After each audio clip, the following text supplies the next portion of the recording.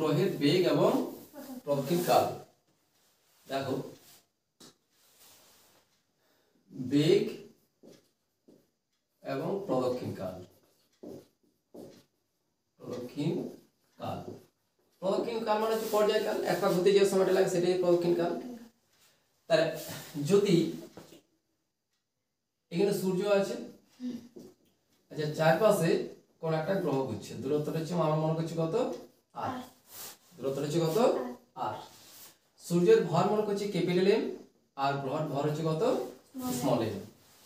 যদি গ্রহের বেগ যদি ভি হয়, গ্রহের বেগ যদি ভি হয়, তাহলে অভিকেন্দ্র বল আমরা কত পাবো এম ভি স্কয়ার বাই আর। আচ্ছা এই অভিকেন্দ্র বলটা সাপ্লাই দিবে কে? মহাকর্ষ বল। তাহলে মহাকর্ষ বল সমান আমরা কত লিখব G M M by R square. তাহলে এখান থেকে এম এম ক্যান্সেল হয়ে গেল, তাহলে ভি স্কয়ার সমান হচ্ছে কত জি এম বাই আর। তাহলে ভি সমান কত পাবো root of G M by r. বুঝলে? তাহলে এইটা হচ্ছে প্রদক্ষিণ বেগ, যেটা পাওয়া গেল সেটা হচ্ছে প্রদক্ষিণ বেগ।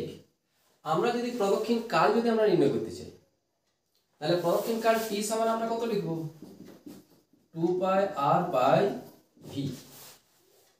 হয়েছে? এই সূত্রটা জানা আছে তো, টি সমান হচ্ছে কত 2 পাই আর বাই ভি। দেখো একটু বলি, একটা বৃত্তপথ হয়েছে, একটা হচ্ছে বৃত্তপথ, ব্যাসার্ধ হচ্ছে কত আর।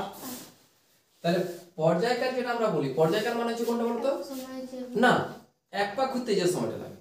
তাহলে এক পাক ঘুরতে, এক পাক ঘোরা মানে কতটা পথ অতিক্রম করছে পরিধির সাথে সমান। তাহলে টি সেকেন্ডে ঘুরছে কত 2 পাই আর দূরত্ব যাচ্ছে। তাহলে টি সেকেন্ডে যদি 2 পাই আর দূরত্ব যায়, তাহলে এক সেকেন্ডে কত যাবে 2 পাই আর বাই টি। তাহলে এক সেকেন্ডে যে দূরত্ব যায় সেটাই তো বেগ। তাহলে এখান থেকে লেখা যায় যে ভি সমান হচ্ছে 2 পাই আর বাই টি।